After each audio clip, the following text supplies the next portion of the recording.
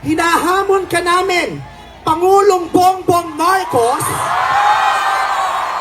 kung gusto mong magkaroon ng magandang legasiya, ang pangalan mo, ipakulong mo lahat ng magnanakaw.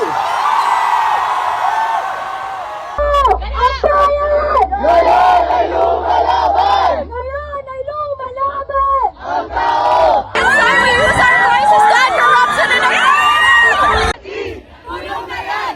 Mga kurakot! Kulong na yan! Ano to? My day lang? Bakla, walang my day lang. Bakla. Dahil tayo bayolente tayo, di ba?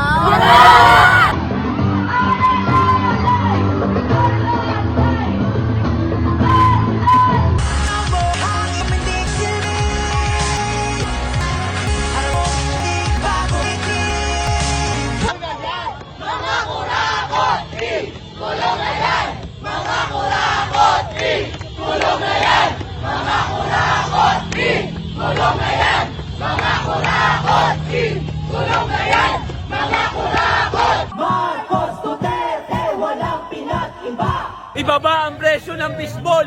Ibaba ang presyo ng kikiam, fishball, tokneleng, kwek-kwek, calamares!